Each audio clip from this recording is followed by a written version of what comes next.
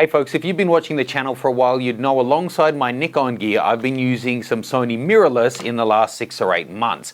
In today's video, I'm going to talk you through specifically what I require from my gear, both out in the field and in terms of after-sales support, and why, unfortunately, for the time being at least, I won't be using the Sonys for any of my professional work.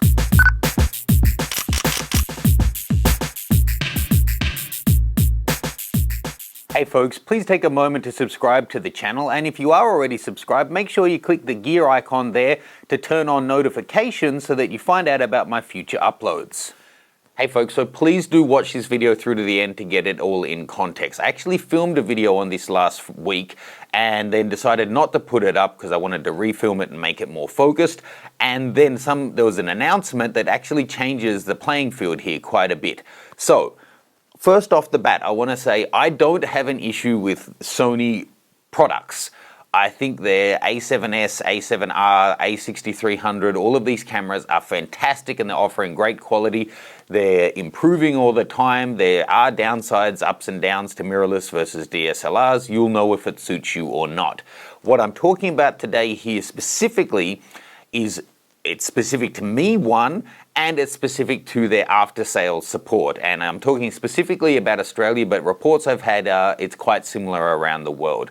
So before I get into it, let me just explain how I work to make sure, you understand the context. So I'm often, let's say, home for 2 weeks and then off running a tour in Mongolia for 2.5 weeks, and then going to shoot for myself in Bhutan for 2 weeks, then in Bangkok for a few days, then back home to do studio work for a couple of weeks, then back off to Peru for 2 weeks, and then Argentina for a week, and then back for a few weeks. So I really pound my gear. It goes out in all kinds of different conditions. And when I'm back in Australia, it's often a small window that I can actually get things done. So that's how I work, and I need gear that works with me. So with my Nikon equipment, often I'll find, okay, my sensor's getting dirty by the end of the trip, or I've damaged something. As soon as I get in, or before I come back even, I let Nikon know that I need something serviced. When I get back, I drop it off or I send it to them and then get it back in time for my next trip. And if, it's not ready, then often I'm able to get a loaner because I'm a Nikon Professional Services member. So I'm going to do this really briefly, but I want to recount a specific service incident I just had with Sony. I'm going to be really summary though, because as I said, everything's changed now. There's been a recent announcement. So my A7R2, the back button had an issue on it. Keeping this nice and simple, I called once. The call center was in the Philippines. Guy was nice, but the line was so bad he couldn't hear me. So after half an hour on the phone, had to hang up, no progress. I called back later. Same thing happened. After going through heaps of steps, the line was so bad, they couldn't get anywhere, had to hang up. Then I contacted my rep at Sony headquarters, which is a privilege not a lot of people have. I realized that. He organized for the call center to call me back.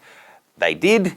Long phone call, went through all of the details, okay. Then I had to wait for the Sony authorized repair center to call me, because in Australia, Sony don't do their own repairs, they outsource them, and this is common around the world for Sony. Wait 2 days, then they contact me. Long story short, it was one of the rudest calls I've ever had. They called and said, "This is Sony, so what is this?" And I actually called them on it and asked, "Are you having a bad day? What's with this attitude?" We got through it anyway. A few days later, they picked it up. It was couriered to the repair center, because there's only the one in Australia and you can't just walk in there. You need to have it sent in. After a week, no contact to say that they'd received it or anything like that, so I contacted them. They had received it, they just don't let you know that they've received it. Now, that was a pattern throughout this whole process. Unless I contacted them, there was no correspondence. And every time I contacted them by chance, they would say, "Oh, something has just happened today and it's a time where we would normally get in touch," or wouldn't, but something just happened, like, "Oh, you got in touch today? Yes, well, normally we would let you know after this many days," which happens to be today, and it would have to be in the next half an hour because I called at 4:30 in the afternoon. And then I called later when I hadn't heard anything. "Oh, well, the technician just looked at it today and we need to order some parts. The ETA should be the 22nd. And then I just tested it and said, oh, I'm not going to contact them anymore. Let's wait and see how long for them to actually contact me, because I was then on a trip and I'd missed my window of getting the gear back to use it anyway, and they have no loaner service because they have no professional services at Sony. So then finally, when I was coming back from my trip, I emailed them to say, look, it's almost 2 weeks since you last contacted me. I haven't heard anything. Oh, we sent it out a few days ago. And they hadn't contacted me, they didn't tell me they were sending it back, they hadn't confirmed which address it came to because they actually picked it up from somewhere else, and it had been sitting at the post office. All told, it took over a month for it to come back. That was for a small rear button that they didn't have in stock, and I asked them to do a sensor clean on it, which I had confirmed in writing and on the phone several times.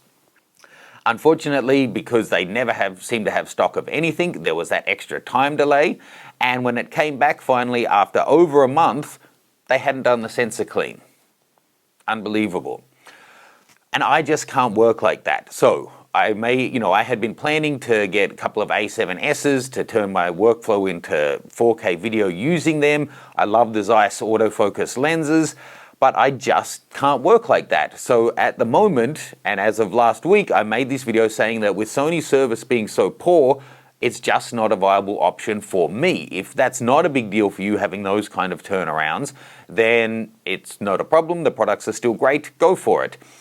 And then on Friday, when I was deciding to remake the video, I got a link from someone that Sony has now announced they are going to do a professional services program. So now the ballpark has completely changed, right? There's a couple of things I want to run through here. So first of all, I'll tell you what the Sony system is going to be, then compare it to Nikon and Canon, and run through my thoughts and concerns.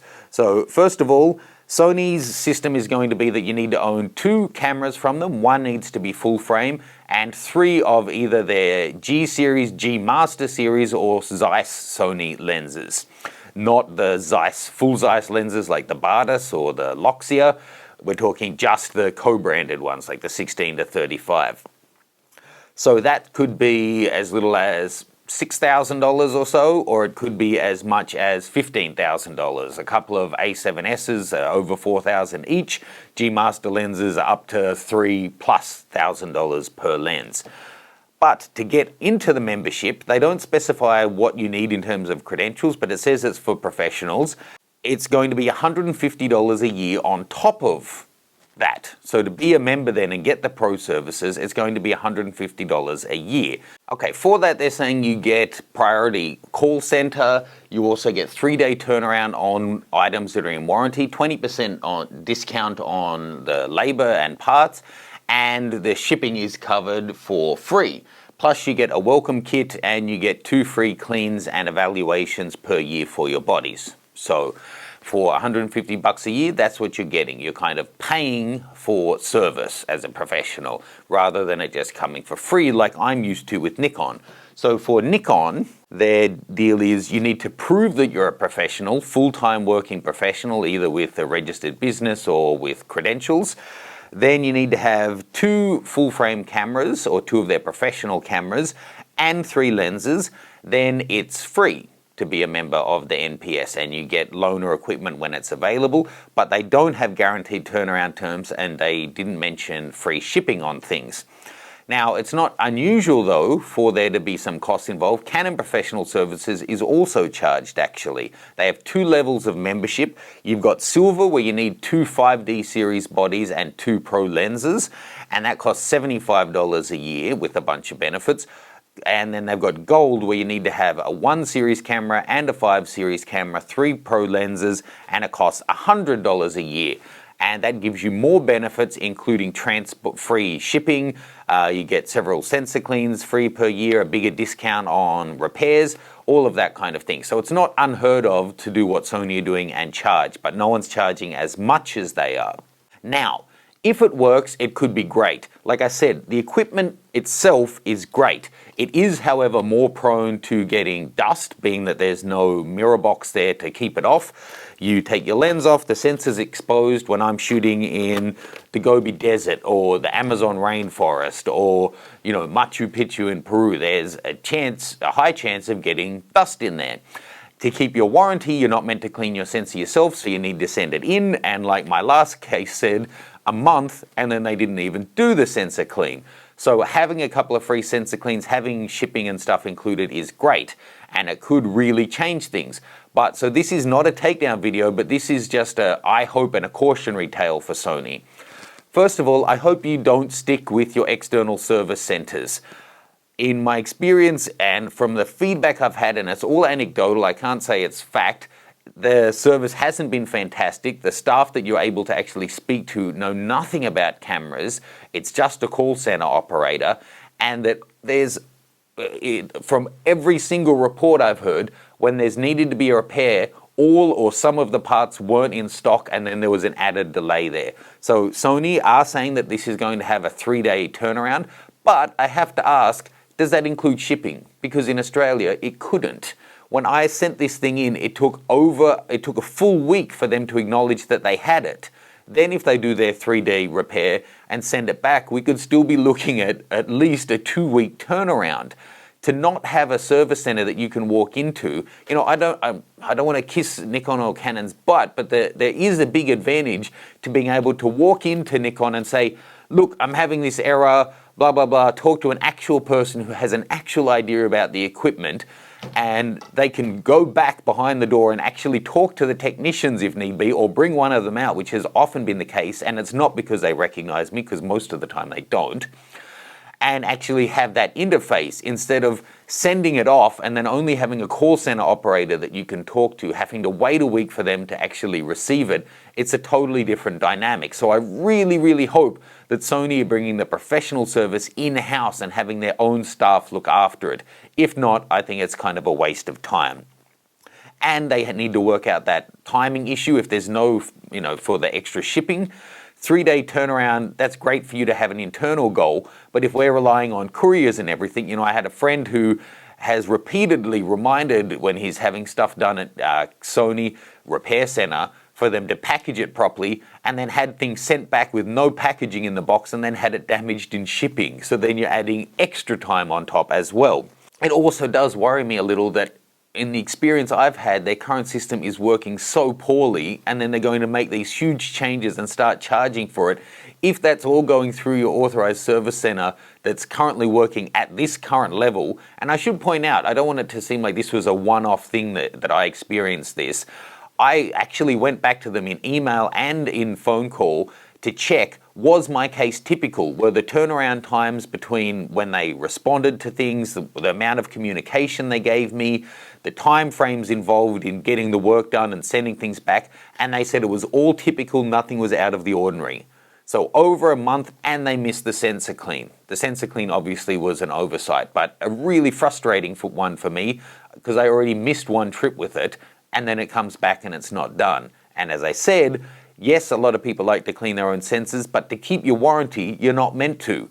And if you clean your own one and screw it up, well, forget about there being any warranty. You can't say, well, I sent it to you and then you didn't clean the sensor. That's no excuse. I would need to send this back to them, potentially leave it for another month, and then maybe I can get the sensor done. I can't work like that. So, to be honest, until I know that the service is actually working, I am not relying on Sony for my professional work any longer. If it wasn't, to be honest, right now for the autofocus Zeiss lenses that I love so much, I probably would just stop with them for now. Again, not because of the quality. I absolutely love the images and video I made with these over the last 6 months traveling around the world. Love it. But if when I have an issue, I can't get good support for it, it's all for naught. I've made lots of videos in the past about what makes gear pro. Well, it just depends on the work you're doing and your business. There are photographers and Instagrammers who are making a mint and it's their business and they're using their smartphone. And then there's people who need fully weather sealed. Movie photographers need soundproof housings, and other people need waterproof housings, and wildlife photographers need certain long lenses. Street photographers don't need all of that stuff. What I need is gear that works and meets my needs in the field, is robust so that I don't just break it after a week, but then when I come back, there's a level of service that actually supports my business. And that last experience for me is enough to completely put me off it. If it hadn't been by coincidence from the heavens that on that day I also got sent a link that Pro Support was coming, I would have washed my hands of the whole thing. I really think these companies need to spend less time buying magazine ads and more time and money on their service. It's much easier to keep a customer happy and turn them into a lifelong customer than it is to find new customers all the time. And good service is how you do it. It's something I really strive for in my business to really, we fail at it sometimes too, but to go out of our way to really give good communication and service to people who've bought things from me as a business. And that experience I had with Sony, just being the service center being rude and slow and only communicating when I contacted them and then missing half of the work, is enough to put me off what is otherwise physically a fantastic product. So I'd love to hear your experience from around the world. Whatever brand, what's your service experience been, good and bad? I'd love to hear them. And what do you think about professional services programs needing certification that you are professional and then charging for it on top of that? Love to hear your thoughts on that. And I'll see you soon with loads more video and news. Cheers, guys. Hey folks, if you're interested in making money from your photography and building a business, check out my Business of Photography course, all the tools and strategies you need to start making money from your photography.